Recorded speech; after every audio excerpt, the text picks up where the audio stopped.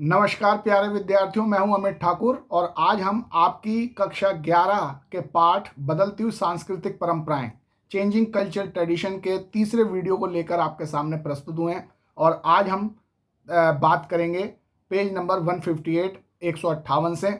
और आज का जो हमारा सबसे पहला टॉपिक होगा वो होगा कलाकार और यथार्थवाद, यानी आर्टिस्ट एंड रियलिज्म।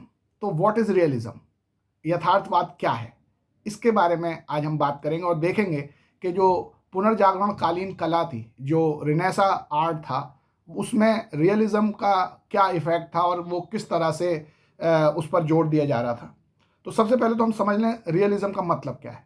रियलिज्म का मतलब है कि जो चित्र बनेंगे, जो मूर्तियां बनेंगी या कला के जो अन्य रूप होंगे, वो वास्तविक जीवन में जो चीज़ें जैसी दिखती हैं, उनकी मूर्ति, उनका चित्र या अन्य जो कला रूप है वो बिल्कुल वैसे ही दिखाए जाएं, उनमें कोई काल्पनिक चीज़ें ना जोड़ी जाएं।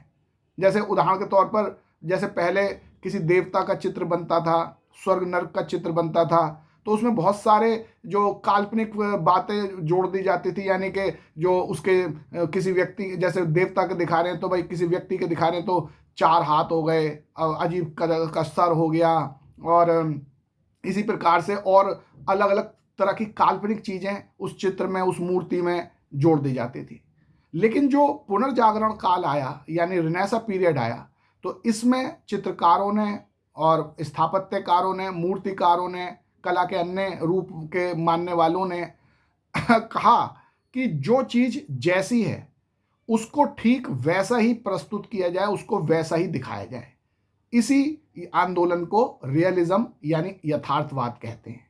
तो आज हम इस पर यह चर्चा करने जा रहे हैं कि कौन कौन से ऐसे हमारे मतलब मूर्तिकार, चित्रकार थे जिन्होंने रियलिज्म को बढ़ावा दिया और इसका क्या असर पड़ा। तो इसके बारे में हम ये कह सकते हैं कि जो इस काल, यानी जो रिनेसा पीरियड चल रहा था, कि लोगों के विचार को आकार देने का साधन मानवतावादियों के लिए केवल औपचारिक शिक्षा ही नहीं थी, यानी जो फॉर्मल एजुकेशन के द्वारा वो मानवतावाद का पाठ पढ़ाएं, केवल एक यही साधन उनके पास नहीं था। मानवतावादी कई अन्य रूपों से भी समाज को, लोगों को मानवतावाद का पाठ पढ़ा रहे थे। तो वो और दूसरे साधन, औपचारिक शिक्षा के अलावा और क्या क्या साधन थे जिनसे मानवतावाद का पाठ पढ़ाया जा रहा था।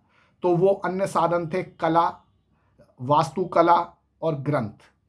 इनमें मानवतावादी विचारों को फैलने में प्रभावी भूमिका निभाई। इन यानी कला ने, वास्तुकला ने, ग्रंथों ने मानवतावादी विचारों को फैलने में काफ़ी प्रभावी भूमिका निभाई। अब मैं आपको एक बहुत प्रसिद्ध चित्रकार अल्बर्ट ड्यूरर के विचार जानने के लिए आमंत्रित करूंगा, क्योंकि उनके विचार अगर हम ढंग से समझ जाएं तो हमें रियलिज्म यानी यथार्थवाद का सही अर्थ पता चल जाएगा। अल्बर्ट ड्यूरर के विचारों को भी जानने से पहले मैं आपका ध्यान पेज नंबर 158 पर एक आपको चित्र दे रखा है, और वो उनकी ब्रश ड्राइंग है और उसका नाम है प्रेइंग हैंड्स। प्रेइंग हैंड्स यानी कि प्रार्थनारत हस्त। आप देखें, 2 हाथ जोड़े हुए आपको दिख रहे हैं। जो चित्र है उसमें 2 हाथ जुड़े हुए नमस्कार के जो मुद्रा में हैं। ये बड़ी विश्व प्रसिद्ध रचना है प्रेइंग हैंड्स, और ये ब्रश ड्राइंग है, यानी ब्रश से बनाई गई ड्राइंग है। और इसके रचयिता कौन है, इसके कलाकार कौन है? इसके कलाकार हैं अल्बर्ट ड्यूरर।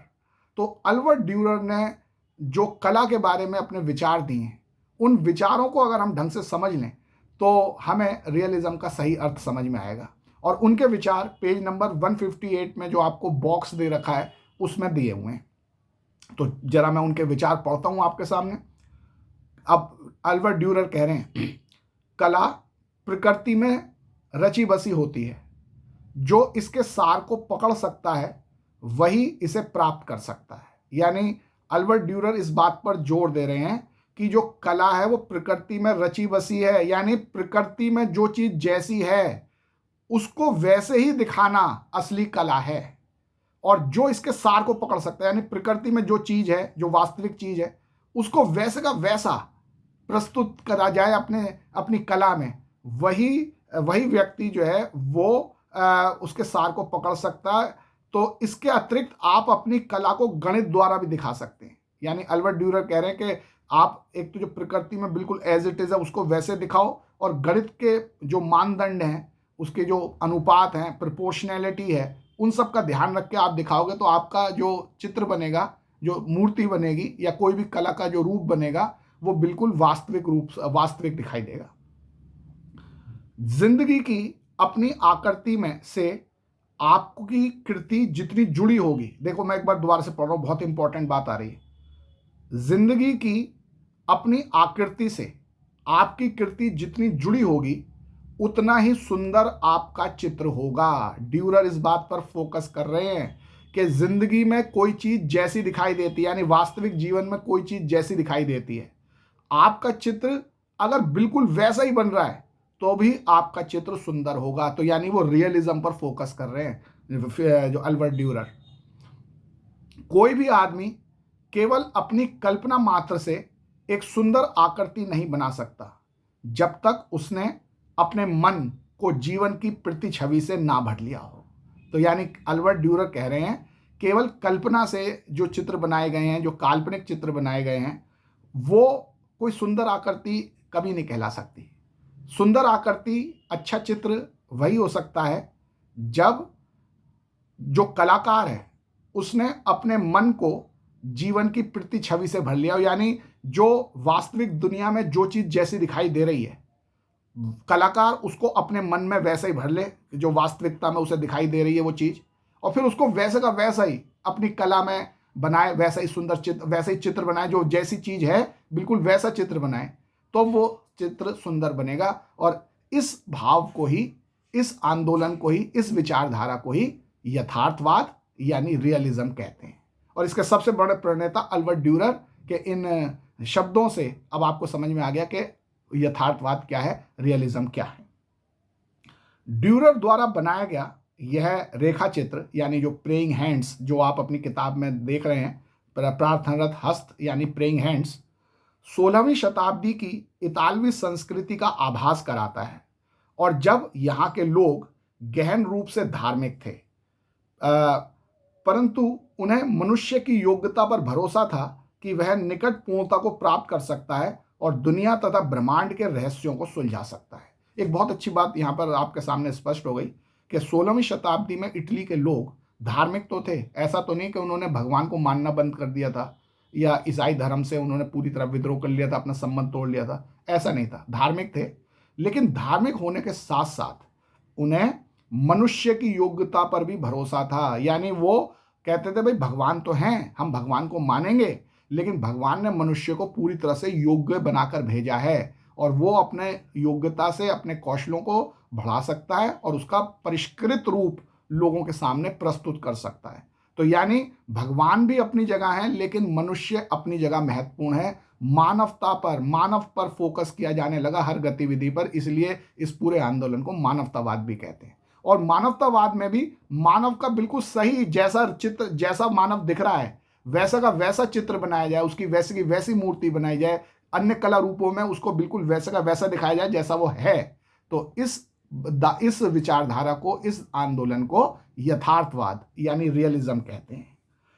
तो इस तरह से आपने देखा कि मनुष्य की जो क्षमताएं हैं उन पर भरोसा करना ही मानवतावाद है, और मनुष्य को कला रूपों में जैसा वो वास्तव में दिखता है वैसा का वैसा दिखाना ये यथार्थवाद है।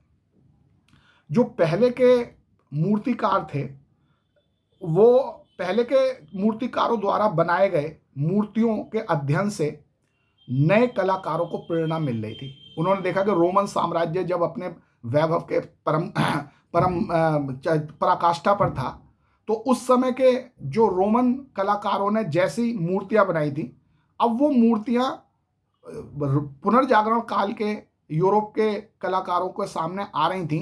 तो वो उन्हें देखकर, उनसे प्रेरणा लेकर वैसी ही मूर्तियां बनाने का प्रयास कर रहे थे। रोमन संस्कृति के भौतिक अवशेषों की उतनी ही उत्सुकता के साथ खोज की गई जितनी कि अतीत के प्राचीन ग्रंथों की। आपने देखा था ना कि जो यूरोप के विद्वान थे वो जो रोमन और ग्रीक भाषाओं में पुराने समय के लिखे गए ग्रंथों को खोज कर, उनसे पढ़कर पुराने विचारों को लेकर आ रहे थे और उसको नए रूप में ढाल रहे थे। तो जिस तरह पुराने ग्रंथों की खोज की जा रही थी, रोमन और यूनानी ग्रंथों की खोज की जा रही थी, ऐसे ही रोमन साम्राज्य में जो मूर्तियां बनाई गई थीं, जो और दूसरे कला रूप बनाए गए थे, उनको भी ढूंढकर देखा जा रहा था और उनसे प्रेरणा लेकर वैसी मूर्तियां, वैसे कला रूप बनाने का प्रयास किया जा रहा था। रोम साम्राज्य के पतन के 1000 साल बाद भी प्राचीन रोम और उसके उजाड़ नगरों के खंडरों में कलात्मक वस्तुएं मिल रही थी, यानी पुरानी मूर्तियां, पुराने डिजाइन, इस तरह की चीजें मिल रही थी। पुराने जो रोम के नगर थे खंडर हो चुके थे, लेकिन फिर भी उसमें कोई पुरानी मूर्ति मिल जाती थी, कोई दूसरा आर्ट फॉर्म मिल जाता था, तो वो मिल रही थी। तो इससे पुनर्जागरण काल के कलाकार प्रेरणा ले रहे थे और वैसी मूर्तियां बनाने का प्रयास कर रहे थे। अनेक शताब्दियों पहले बनी आदमियों और औरतों की संतुलित मूर्तियां, यानी perfectly proportion figures of man and women के प्रति आदर ने उस परंपरा को कायम रखने के लिए इतालवी वास्तुविदों को प्रोत्साहित किया। यानी जब पुराने जमाने, यानी रोम साम्राज्य जब था, उस समय की जो मैन एंड विमेन की परफेक्टली प्रोपोर्शन फिगर्स उन्हें मिल रही थी, उसके प्रति वो बड़े आकर्षित हुए, बड़ा आदर किया कि भाई देखो, इतने पुराने समय में भी इतनी अच्छी प्रोपोर्शन, यानी बिल्कुल संतुलित, बैलेंस्ड मूर्तियां बनाई हैं आदमी औरतों की उस समय के कलाकारों ने। तो हम भी इस परंपरा को आगे बढ़ाएं और हम भी वैसे ही बिल्कुल मानव का प्रोपोर्शनड फिगर्स की मूर्तियां बनाएं, बिल्कुल संतुलित, जैसे वास्तव में मानव के शरीर के अनुपात होते हैं कि उसका हाथ उसके पैर से क्या अनुपात है, उसका सिर उसके बाकी धड़ से उसका क्या अनुपात है, बिल्कुल प्रोपोर्शन को ध्यान में रखकर जैसा आदमी वास्तव में दिखता है बिल्कुल वैसा बनाया जाए। इस पर अब जो इतालवी कलाकार थे पुनर्जागरण काल के, रेनेसा पीरियड के, वो पूरा फोकस करने लगे और इसके लिए उनको प्रेरणा कहाँ से मिल रही थी? पुराने रोमन साम्राज्य की जो मूर्तियां उन्हें मिल रही थी उसे देख देख कर वो भी प्रेरित हो रहे थे कि हम भी बिल्कुल वैसे ही perfectly proportion figures of man and women बनाएं। 1416 में 1416 में दोनातल्लो ने सजीव मूर्तियां बनाकर नई परंपरा कायम की। अब एक यहां पर बहुत इंपॉर्टेंट डेवलपमेंट हुआ और वो डेवलपमेंट ये था कि जो हमारे मूर्तिकार थे वो मानव यानी आदमी औरतों की मूर्ति बिल्कुल वैसी बनाना चाहते थे जैसे वास्तव में प्राकृतिक मानव होता है, प्राकृतिक आदमी औरत होते हैं, बिल्कुल वैसे ही।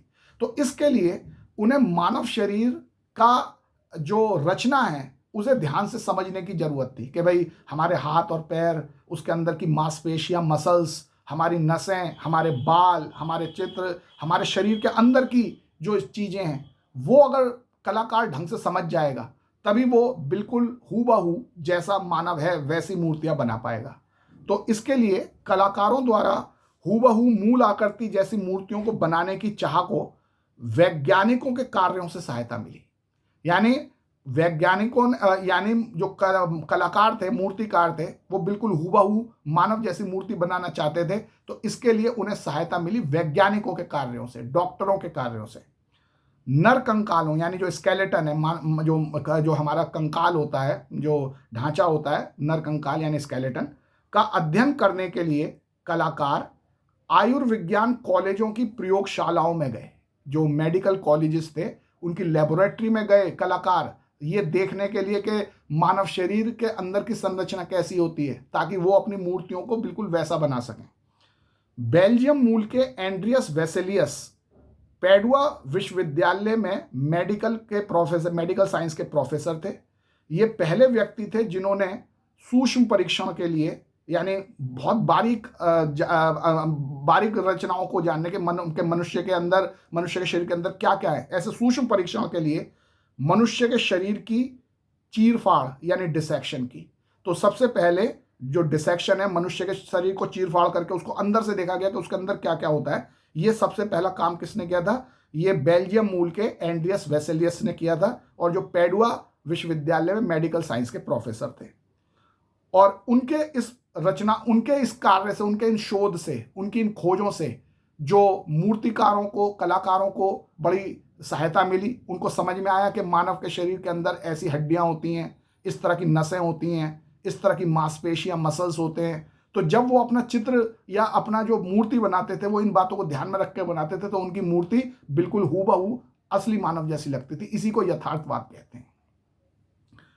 इसी समय से आधुनिक शरीर क्रिया विज्ञान यानी फिजियोलॉजी का आरंभ हुआ। यानी शरीर की मृत कोई व्यक्ति मर गया है तो उसके शरीर की चीर फाड़ डिसेक्शन करके उसके अंदर की सब चीज़ें पता लगाना कि मानव शरीर के अंदर क्या क्या होता है, इसको कहते हैं हम फिजियोलॉजी। और ये तभी से शुरू हुई जब से बेल्जियम मूल के एंड्रियस वेसिलियस ने सबसे पहले मानव शरीर की चीर फाड़ की थी। तो ये तो बात थी मूर्तियों की, स्कल्पचर की। अब जरा हम पेंटिंग की बात करें, जो चित्रकला की बात करें, उन्होंने यथार्थवाद कैसे लाए, वो किस प्रकार से उन्होंने रियलिज्म को अपनाया। तो चित्रकारों के लिए नमूने के तौर पर प्राचीन रोम की कृतियां उपलब्ध नहीं थी। यानी प्राचीन रोम के लोगों ने जो चित्र बनाए थे वो तो, क्योंकि हजार साल के लगभग बीत चुके थे, तो वो चित्र तो अब उपलब्ध नहीं थे। मूर्तिकारों के लिए तो अच्छा था, जो स्कल्प्टर थे उनके लिए तो अच्छा था, क्योंकि पुरानी मूर्तियां तो मिल गई, उन्हें देखकर वो इस समय की अच्छी मूर्तियां बनाने लगे। लेकिन चित्रकारों के लिए समस्या थी, उनको प्राचीन रोम की कोई पुरानी जो चित्र हैं, पेंटिंग है, वो नहीं मिली थी। लेकिन उन्होंने भी उन्होंने का मतलब जो कला चित्रकार थे, जो पेंटर्स थे, तो पेंटर्स ने भी मूर्तिकारों की तरह यथार्थ चित्र यानी रियलिज्म को बढ़ावा देने वाले चित्र बनाने की कोशिश की।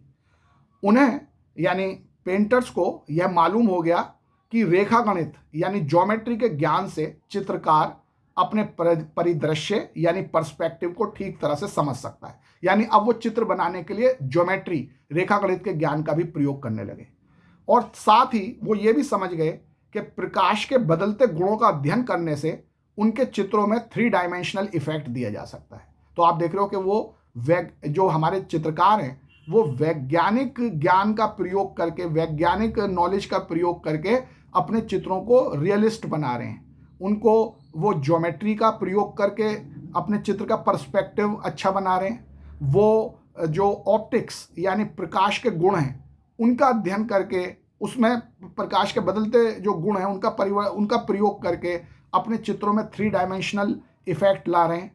और साथ ही जो पेंटिंग के लिए वो जो चित्रकार हैं वो अब ऑयल यानी तेल का भी एक प्रयोग करने लगे, और तेल का प्रयोग करने से उनके चित्र अधिक रंगीन और चटक यानी ब्राइट एंड कलरफुल बन गए। तो आप देख रहे हो कि वैज्ञानिक ज्ञान का, वैज्ञानिक खोजों का, वैज्ञानिक तथ्यों का प्रयोग करके जो हमारे वो पेंटर्स हैं वो अपने चित्रों को रियलिज्म की तरफ ले जा रहे हैं और रियलिज्म का इफेक्ट ला रहे हैं। उनके यानी पेंटर्स के अनेक चित्रों में दिखाए गए वस्त्रों के डिजाइन और रंग संयोजन में चीनी और फारसी चित्रकला का प्रभाव दिखाई देता है जो उन्हें मंगोलों से मिली थी। तो इस तरह से हम देख सकते हैं प्यारे विद्यार्थियों के, चाहे वो शरीर विज्ञान हो यानी एनाटॉमी हो, रेखा गणित यानी ज्योमेट्री हो, भौतिकी यानी फिजिक्स हो, और सौंदर्य की उत्कृष्ट भावना यानी एस्थेटिक्स हो, इन सब ने इतालवी कला को, इटालियन आर्ट को एक नया रूप दिया जिसे बाद में यथार्थवाद यानी रियलिज्म कहा गया। यथार्थवाद की यह परंपरा 19वीं शताब्दी तक चलती रही। तो आप देख सकते हो कि रिनेसा पीरियड में चाहे वो स्कल्प्टर हो यानी मूर्ति कला हो, चाहे वो आर्किटेक्ट हो, और चाहे वो आर्किटेक्चर हो, और चाहे वो पेंटिंग हो, इन सब में रियलिज्म का प्रभाव बढ़ गया। और रियलिज्म का मतलब था जैसी जो चीज़ प्रकृति में दिखाई देती है उसको अपने आर्ट फॉर्म में, यानी चाहे वो मूर्ति हो चाहे वो चित्र हो, अपने आर्ट फॉर्म में उसको ठीक वैसे का वैसा दिखाना जैसे वो वास्तविक जीवन में दिखाई देती है। इस आंदोलन को, इस आग्रह को, इस विचारधारा को यथार्थवाद कहा गया।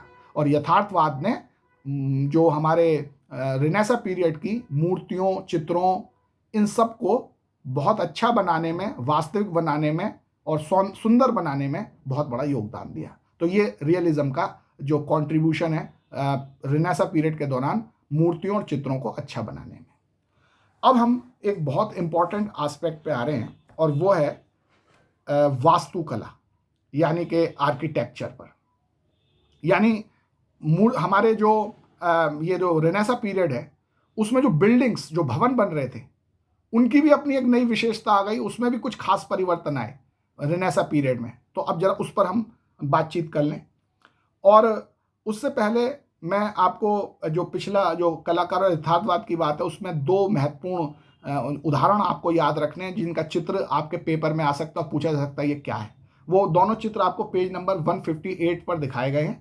एक तो प्रेइंग हैंड्स है जिसे अल्बर्ट ड्यूरर ने बनाया है, और दूसरा है दी पाइटा जिसे माइकल एंजेलो, वो मूर्ति है जिसे माइकल एंजेलो ने बनाया है, जिसमें ईसा मसीह की मदर जो है, मदर मैरी, वो ईसा मसीह को शरीर को अपने गोद में लिए खड़ी हैं जब ईसा मसीह को सूली पे चढ़ा दिया गया था और वो घायल, बहुत ज़्यादा घायल हो गए, मरणासन हो गए। फिर बाद में उनको सूली से उतार दिया गया और वो अभी भी बहुत मतलब घायल पड़े, बेहोश से पड़े हैं, और उनकी माँ उनको अपने गोद में लिए खड़ी हैं। मदर मैरी ईसा मसीह को अपने गोद में लिए खड़ी हैं। इस करुणाजनक चित्र जो पूरी दुनिया में बड़ा फेमस है उसे कहा गया दी पाइटा, और इसे बनाया गया था माइकल एंजेलो ने। तो ये दोनों चित्र यानी प्रेइंग हैंड्स हैं और दूसरा द पाइटा, ये आपको पेज नंबर 158 पे मिलेंगे। आप इनको ध्यान से देखें, इनकी खूबसूरती को निहारें, इसकी प्रशंसा करें इसकी खूबसूरती को, और साथ ही याद रखें अच्छे ढंग से, क्योंकि इन पर आधारित आपसे परीक्षा में प्रश्न पूछा जा सकता है। तो अब हम आते हैं वास्तुकला यानी आर्किटेक्चर पर। तो रिनेसा काल की वास्तुकला में किस तरह का विकास हुआ, अब हम इस चीज को जानना चाहते हैं। 15वीं शताब्दी में यानी 15th सेंचुरी में रोम नगर भव्य रूप से पुनर्जीवित हो उठा, क्योंकि रोम में नए नए तरह की बहुत ही सुंदर बिल्डिंग्स, भवन और जो हैं जो चर्च वगैरह बनने लगे, और रोम की खूबसूरती देखते ही देखते इन बिल्डिंग्स, इन चर्चों, इन भवनों की सुंदरता की वजह से रोम की खूबसूरती देखते ही देखते बहुत बढ़ गई। तो पुनर्जागरण काल का जो सबसे सुंदर अगर आपको उदाहरण देखना है तो आपको रोम जाना चाहिए। वहां पर पुनर्जागरण काल की विभिन्न प्रकार की इमारतें देखकर हमें समझ में आता है कि उस समय कितना बड़ा भव्य बौद्धिक आंदोलन चल रहा था। तो 15वीं शताब्दी में रोम नगर भव्य रूप से पुनर्जीवित हो उठा। 1417 यानी 1417 में पोप राजनीतिक दृष्टि से शक्तिशाली बन गए थे, क्योंकि 1378 में दो प्रतिस्पर्धी पोपों का निर्वाचन से जन्मित दुर्बलता का अंत हो गया था। एक्चुअल में हुआ यह था कि 1378 में एक साथ दो पोपों का चुनाव हो गया, यानी दो पोप अलग अलग चुन लिए गए और कहा गया कि ये असली पोप, ये असली पोप है। यानी पोपों के बीच में, जो पोप का मतलब होता है ईसाई धर्म का जो सबसे बड़ा मुखिया होता है, जैसे मुस्लिम धर्म का सबसे बड़ा जो मुखिया वो होता है खलीफा, तो ऐसे ईसाई धर्म का जो प्रमुख होता है उसे कहते हैं पोप। तो और इसके चुनाव होता था उस समय, और अभी भी होता है, मतलब चुनाव यानी आम जनता करते हुए जो चर्च के लोग हैं वही करते हैं। तो उस समय दो लोगों का 1378 में 1378 में दो लोगों को पोप घोषित कर दिया गया, भाई ये भी पोप है, ये भी पोप है, और उनमें आपस में लड़ाई होती है। इससे ईसाई धर्म कमजोर हो रहा था। लेकिन 1417 के आते आते अब पोप राजनीतिक दृष्टि से शक्तिशाली बन गए थे, क्योंकि जो वो उस समय की दो पोपों के समय की लड़ाई की जो निर्बलता थी अब वो खत्म हो गई थी। तो अब जो शक्तिशाली पोप था उन्होंने रोम के इतिहास के अध्ययन को सक्रिय रूप से प्रोत्साहित किया। पुरातत्वविदों यानी जो आर्कियोलॉजिस्ट थे उनके द्वारा रोम के अवशेषों का सावधानी से उत्खनन किया गया। जो पुराने समय का रोम था, रोमन साम्राज्य का, उस समय के जो अवशेष जो मिले, रिमेन्स मिले, उनको बहुत सावधानी से उनको खोद कर निकाला। तो इसने वास्तुकला की यानी आर्किटेक्चर की एक नई शैली, एक नए स्टाइल को प्रोत्साहित किया, जो वास्तव में रोम साम्राज्य कालीन शैली का पुनरुद्धार थी, और इसे शास्त्रीय शैली यानी क्लासिकल स्टाइल कहा गया। तो इसका मतलब क्या समझे आप प्रिय विद्यार्थियों, कि जो रोमन साम्राज्य के समय जैसे भवन और दूसरे चर्च वगैरह जो भी चीजें बनी थी, उसी स्टाइल के यानी पुराने स्टाइल से अब 15वीं शताब्दी के रोम में वैसे ही भवन, वैसे ही चर्च बनाए जाने लगे जो प्राचीन काल के रोमन साम्राज्य में बनते थे। यानी उस समय के भवन बनाने का जो आर्किटेक्चरल स्टाइल था, रोमन साम्राज्य के दौरान भवन बनाने का जो आर्किटेक्चरल स्टाइल था, उस आर्किटेक्चरल स्टाइल को अपनाकर 15वीं शताब्दी के यानी पुनर्जागरण काल के रोम में भवन बनाए जाने लगे, गिरजाघर यानी चर्च बनाए जाने लगे। तो इस स्टाइल को, जो पुराने रोम का स्टाइल था, पुराने रोमन साम्राज्य में जिस स्टाइल का प्रयोग करके भवन और चर्च बनाए जाते थे, उसी स्टाइल का प्रयोग करके जब 15वीं शताब्दी के रोम में भवन और चर्च बनाए जाने लगे, तो इस आर्किटेक्चर स्टाइल को क्लासिकल स्टाइल यानी शास्त्रीय शैली कहा जाने लगा। तो अब आपको समझ में आ गया होगा कि शास्त्रीय शैली या क्लासिकल स्टाइल क्या थी। शास्त्रीय शैली या क्लासिकल स्टाइल का मतलब है कि प्राचीन रोमन साम्राज्य में जिस तरह से भवन, चर्च वगैरह बनाए जाते थे, उसी शैली को, उसी स्टाइल को फॉलो करके, कॉपी करके जब 15वीं शताब्दी के रोम में भवन और चर्च वगैरह बनाए जाने लगे, तो इस तरह से भवन और चर्च बनाने की शैली को क्लासिकल स्टाइल यानी शास्त्रीय शैली कहा जाने लगा। अब इस शास्त्रीय शैली से कौन अपने अपने भवन बनवा रहे थे, इस क्लासिकल स्टाइल से कौन अपने अपने भवन बनवा रहे थे? तो पोप थे, धनी व्यापारी थे, अभिजात वर्ग के लोग थे। उन्होंने उन वास्तुविदों यानी आर्किटेक्ट को अपने भवन बनाने के लिए नियुक्त किया जो शास्त्रीय वास्तुकला से परिचित थे। यानी ऐसे आर्किटेक्ट जो क्लासिकल स्टाइल से परिचित थे, जो उसमें सिद्धस्थ थे, दक्ष थे, इन लोगों की बड़ी मांग हो गई। और चाहे वो पोप हों, चाहे वो धनी व्यापारी हों, चाहे वो अभिजात वर्ग हों, वो ऐसे आर्किटेक्टों को बुला बुला के अपने भवन बनाने लगे। भाई हमारा भवन बिल्कुल वैसे ही बने जैसे प्राचीन रोम साम्राज्य में बनते थे। तो क्लासिकल स्टाइल से सब अपने अपने भवन बनाने लगे और देखते देखते पूरे रोम में इस तरह के पुराने स्टाइल के, जो क्लासिकल स्टाइल के भवन बनने लगे और रोम की एक अद्भुत सुंदरता की छटा बिखरती चली गई। चित्रकारों और शिल्पकारों ने भवनों को पेंटिंग्स, मूर्तियों और रिलीफ यानी उभरे चित्रों से भी सुसज्जित किया। तो ये जो हमारे चित्रकार थे, शिल्पकार थे, वो पुराने स्टाइल यानी क्लासिकल स्टाइल से बनी बिल्डिंगों में को और सुंदर बनाने के लिए उन पर पेंटिंग बनाने लगे, उनमें मूर्तियां बनाने लगे, उनमें रिलीफ यानी उभरे हुए चित्र बनाने लगे। इस काल में कुछ ऐसे लोग भी हुए जो कुशल चित्रकार, मूर्तिकार और वास्तुकार सभी कुछ थे, यानी वो रेनेसां पर्सन थे जिनके बारे में मैंने आपको पहले भी बताया था। इसका सबसे श्रेष्ठ उदाहरण माइकल एंजेलो बुआनारोत्ती है, जिन्होंने पोप के सिस्टीन चैपल की भीतरी छत में लेप चित्र यानी पेंटिंग बनाई है, दी पाइटा नामक मूर्ति बनाई है और सेंट पीटर गिरजे के गुंबद का डिजाइन बनाया है। और उसकी वजह से माइकल एंजेलो पूरी दुनिया में कला क्षेत्र में अमर हो गए हैं। ये सारी कलाकृतियां रोम में ही हैं। एक और आर्किटेक्ट हैं फिलिप्पो ब्रूनेलेशी, इनका नाम भी आपको अच्छी तरह से याद रखना है। एक और आर्किटेक्ट है, एक और वास्तुकार है जिनका नाम है फिलिप्पो ब्रूनेलेशी। उन्होंने क्या किया है? उन्होंने फ्लोरेंस के भव्य गुंबद यानी डोम का परिरूप प्रस्तुत किया था। और वे अपने पेशे से उन्होंने अपना पेशा एक मूर्तिकार, स्कल्प्टर के रूप में शुरू किया था, लेकिन फिर वो आर्किटेक्ट बन गए। तो यानी ये भी कई कलाओं के माहिर हैं। तो ये भी एक रेनेसां पर्सन है। क्या नाम है इनका? इनका नाम है फिलिप्पो ब्रूनेलेशी। मूर्तिकार के रूप में शुरू किया और फिर आर्किटेक्ट में भी उन्होंने बड़ा कौशल दिखाया। इस काल में एक और अनोखा बदलाव आया और वो बदलाव था कि यानी किस काल में? पुनर्जागरण काल में एक और अनोखा बदलाव आया। और वो क्या बदलाव था कि अब कलाकारों की पहचान उनके नाम से होने लगी, ना कि पहले की तरह उनके संघ या श्रेणी यानी गिल्ड के नाम से। पहले कलाकारों की अपनी कोई व्यक्तिगत पहचान नहीं होती, ना उनको कोई मान सम्मान मिलता था। वो जिस गिल्ड के होते थे, कोई भी काम करते थे, तो उस कलाकार की अपनी व्यक्तिगत प्रशंसा नहीं होती, उसका व्यक्तिगत नाम नहीं होता। ये कहते इस गिल्ड ने बनाया, किस कलाकार ने? इसका नहीं, इस गिल्ड ने बनाया। लेकिन पुनर्जागरण काल में कलाकारों को अपनी व्यक्तिगत नाम से जाना जाने लगा, उनको उनकी प्रशंसा होने लगी, उनको अपनी पहचान मिलने लगी। ये भी एक बहुत बड़ा महत्वपूर्ण बदलाव था। अब मैं आपका ध्यान पेज नंबर 160 पर बने चित्र द ड्यूमा की तरफ ले जाऊंगा। फ्लोरेंस के कैथेड्रल का गुंबद है और इसका डिजाइन ब्रूनेलेशी ने बनाया था। तो इसका भी चित्र आपको याद रखना है, एग्जाम में ये भी आ सकता है। लेकिन ये चित्र यहाँ दिखाने का मेरा जो मुख्य पर्पज है वो है ब्रूनेलेशी की कला की विशेषता को बताना, कि वो कितना महान आर्किटेक्ट था, ये बताना। तो उसकी महानता का वर्णन एक व्यक्ति ने किया है जिसका नाम है लियोन बतिस्ता अल्बर्टी। उन्होंने कला सिद्धांत और वास्तुकला पर जो अपनी पुस्तक लिखी है उसमें उन्होंने ब्रूनेलेशी के बारे में लिखा है। तो जरा देखते हैं ब्रूनेलेशी की प्रशंसा उन्होंने कैसे की है।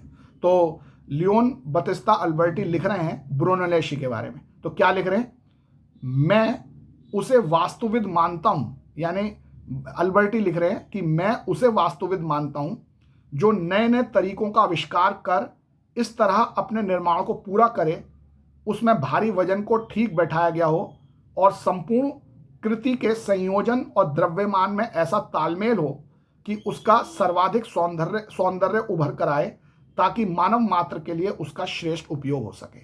तो यानी जो एक हमारे लियोन बतिस्ता अल्बर्टी हैं, वो कला के पारखी हैं, उसके कला के विद्वान हैं, और वो बता रहे हैं कि एक अच्छे आर्किटेक्ट में क्या क्या गुण होने चाहिए। और ये आर्किटेक्ट किस समय की बात हो रही है? ये जो रेनेसा पीरियड यानी पुनर्जागरण काल के आर्किटेक्ट की बात हो रही है, यानी उस समय के आर्किटेक्ट में इन इन चीज़ों, इन इन गुणों की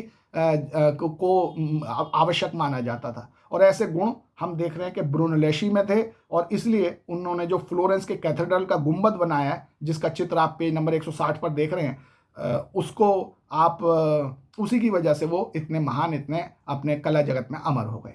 तो इस तरह से आज आपने बहुत अच्छी अच्छी बातें सीखी, यथार्थवाद, रियलिज्म के बारे में देखा, और देखा कि पुनर्जागरण काल में रोम में वास्तुकला यानी कि जो आर्किटेक्चर, उसका डेवलपमेंट कैसे हुआ। तो आज के प्रश्न भी हम लिख लेते हैं। सबसे पहला इंपॉर्टेंट प्रश्न होगा आपके लिए, what was realism in Renaissance art, यानी रेनेसा काल में कला में यथार्थवाद क्या था। और एक और प्रश्न लिख लीजिए, discuss the development in the architecture during Renaissance period in Europe. और हिंदी में, यूरोप में पुनर्जागरण काल के दौरान वास्तुकला में होने वाले विकास पर चर्चा कीजिए। और इसमें आपको ये जो सारी हमने चर्चा की है वो ये आप बताएंगे। और आपसे अलग से सवाल आ सकता है माइकल एंजेलो के बारे में, कि उनके योगदान को बताइए। तो आप सब बताओगे कि उन्होंने क्या क्या किया था। माइकल एंजेलो श्रेष्ठ उदाहरण है रेनेसा मैन के, और उन्होंने पोप के सिस्टीन चैपल की भीतरी छत में पेंटिंग बनाई थी, द पाइटा नामक मूर्ति बनाई थी, सेंट पीटर गर्जे के गुंबद का डिजाइन किया था, और इसी वजह से माइकल एंजेलो अमर हो गए। तो माइकल एंजेलो पर छोटा क्वेश्चन 3 नंबर का भी आ सकता है। इसी तरह से जो फिलिप्पो ब्रूनेलेशी जो मशहूर है आर्किटेक्चर, जिन्होंने फ्लोरेंस के जो कैथेड्रल का गुंबद बनाया था, उनके बारे में सवाल आ सकता है। इसके अलावा एंड्रियस वेसेलियस कौन थे, उनके बारे में सवाल आ सकता है। और एक बहुत इंपॉर्टेंट बात, लियोनार्डो दा विंची, जिनके बारे में पिछले वीडियो में, उनके बारे में आ सकता है। अल्बर्ट ड्यूरर के बारे में आ सकता है, द पाइटा चित्र के बारे में आ सकता है, प्रेइंग हैंड्स के बारे में आ सकता है। और एक बहुत इंपॉर्टेंट बात बच्चों, आपको अपनी किताब का भरपूर उपयोग करना है। और पेज नंबर 159 पर आप देखें, बदलती हुई सांस्कृतिक परंपरा वाली जो आपकी किताब, मतलब जो चैप्टर है, उसमें पेज नंबर 159 पर, उसमें आपकी एक्टिविटी 2 क्रियाकलाप 2 दे रखा है। और वो क्या कह रहा है क्रियाकलाप? वो कह रहा है 16वीं शताब्दी ईस्वी के इटली के कलाकारों की कृतियों के विभिन्न वैज्ञानिक तत्वों का वर्णन कीजिए। तो आमतौर पर होता यह है कि क्लास में भी, या बच्चे भी क्लास में, टीचर भी पढ़ाते समय इनको ध्यान नहीं देते, या जो बच्चे हैं वो तो बिल्कुल ही ध्यान नहीं देते। लेकिन ये जो एक्टिविटी है, ये आपको किताब से जोड़ने के लिए, और किताब को और पढ़ाई को, अध्ययन को और इंटरेस्टिंग बनाने के लिए, तो आपको ये जरूर करनी चाहिए। तो इस एक्टिविटी में कहा गया है कि जो रेनेसा काल के हमारे जो कलाकार हैं, रेनेसा पीरियड के जो कलाकार हैं, उन्होंने अपनी कला के लिए कौन कौन से वैज्ञानिक तत्वों का प्रयोग किया। तो आप ध्यान से सोचिए, मैंने अपने इस लेक्चर में आपको बता दिया है कौन कौन से वैज्ञानिक तत्वों का प्रयोग किया है। जैसे उदाहरण के लिए मैं एक बार फिर से बता दूं, जो हमारे पेंटर्स थे, उन्होंने ज्योमेट्री का प्रयोग करना शुरू किया था, जिससे वो ज्योमेट्री के ज्ञान का प्रयोग करना शुरू किया था, जिससे वो अपने परिदृश्य यानी पर्सपेक्टिव को अच्छी तरह से समझ सकें। उन्होंने ऑप्टिक्स यानी प्रकाशिकी का प्रयोग किया, प्रकाश के बदलते गुणों का प्रयोग करके उन्होंने अपने चित्रों में जो 3 डायमेंशनल इफेक्ट, 3D इफेक्ट डाला था। इसके अलावा उन्होंने ऑयल पेंटिंग शुरू की, ऑयल का प्रयोग करके अपने चित्रों को अधिक रंगीन, चटकदार बनाया। इसके अलावा आप देख सकते हो कि उन्होंने मानव शरीर को उसकी वास्तविक बनावट को समझने के लिए, ताकि वो बिल्कुल हूबहू मानव जैसे चित्र बना सकें, और perfectly proportional figures of man and women बना सकें, इसके लिए उन्होंने मेडिकल साइंस का भी सहायता ली। और जो जैसे बेल्जियम मूल के एंड्रियस वेसेलियस ने जब सबसे पहले मानव शरीर का डिसेक्शन किया, मानव शरीर के अंदर कौन कौन सी हड्डियां होती हैं, उनके कौन से मसल्स होते हैं, कहाँ नाड़ियाँ होती हैं, कहाँ नसें होती हैं, उसका क्या असली रूप होता है, बिल्कुल वैसा ही मानव का मूर्ति बनाने के लिए जो हमारे मूर्तिकारों ने मेडिकल साइंस का सहायता ली। तो इन सब से ये पता चलता है कि 16वीं शताब्दी के इटली के कलाकारों की कृतियों के विभिन्न वैज्ञानिक तत्व ये थे। तो इस तरह से आपको ये भी बात बता दिया। तो आज के लिए आज का वीडियो हम यहीं समाप्त करते हैं। जल्दी आपसे अगले वीडियो में फिर मुलाकात होगी। जो जो प्रश्न आपको बताएं वो प्रश्न अपनी कॉपी में सब लिखते रहें और अपना पाठ, लेकिन इस वीडियो को देखने के बाद, हमारे लेक्चर को देखने के बाद आपको अपनी एनसीईआरटी किताब जरूर पढ़नी है, और वहाँ पर अच्छे ढंग से जब आप पढ़ोगे तब आपको और अच्छा बिल्कुल आपकी समझ बनेगी, और फिर आप अपने प्रश्नों के उत्तर भी एनसीईआरटी किताब में से ही ढूंढ ढूंढ के लिखोगे। वैसे हमने यह सब डिस्कस कर दिया, आपने ध्यान समझ लिया होगा तो आपको आ गया, और उसके बाद एनसीईआरटी किताब पढ़ोगे और समझ बन जाएगी, और एनसीईआरटी किताब में जो उत्तर लिखे हैं, जो पैराग्राफ लिखे हैं, जो बातें लिखी हैं, उन्हीं को पॉइंट वाइज अपने उत्तरों में लिखना है। तो अब अगले वीडियो में मिलेंगे, तब तक के लिए सभी को नमस्कार।